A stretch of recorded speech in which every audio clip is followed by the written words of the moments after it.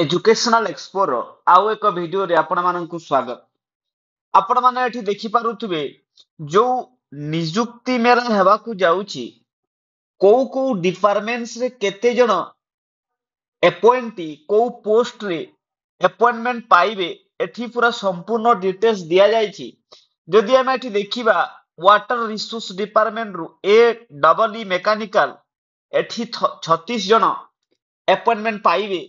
आईएनपीआर department रु S D I PR रु एठी 39 जण अपॉइंटमेंट पाइबे। School and mass education department जोटा कि आपनकर एलटीआर टीचर्स एठी आपनकर 2700 जण ना कोन हेबे ना अपॉइंटमेंट पाइबे।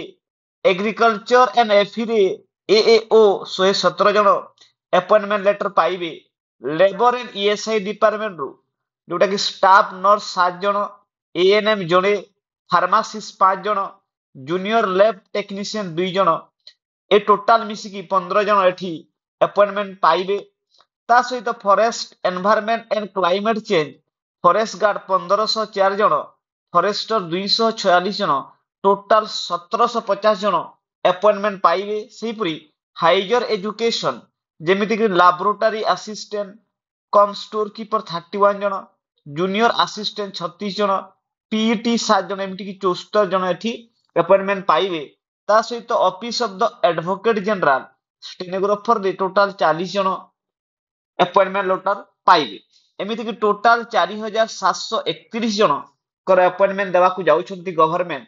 आउ एठी देखंतु तले लेखा है नोट 579 जण of GATE qualified engineer A double E civil एटा होची ए डबल ई मैकेनिकल तांकर will be ready for appointment after about 25 days 25 दिन परे कोनोसी गुटे दिन तांकर जो अपॉइंटमेंट लेटर दिया जीवो। आउ एठी होची जो ट्रेनिंग हेबो होम डिपार्टमेंट रो जोटे कॉन्स्टेबल मानकर 2000 जण रहउचंती तांकर प्रशिक्षण शिविर अछि। तो एहा तिला संपूर्ण न्यूज को डिपार्टमेंट के जण पाइबे अपॉइंटमेंट लेटर। आउ आमे जेमिति कि जो एलटीआर रो जो एलटीआर जो आमे आशा करूछि कि तांकर अपॉइंटमेंट लेटर जो 25 नवेम्बर रे पाइबा को जाउछंती। ता सहित एई बोधे एई सबु डिपार्टमेंट जो रहुचंती अपॉइंटी तांकु मध्ये सेही नियुक्ति मेला रे ना कोन करा जीवो ना तांकु मध्ये सेठी मे बी अपॉइंटमेंट लेटर दिया जाई पारे। तो यह थिला संपूर्ण न्यूज।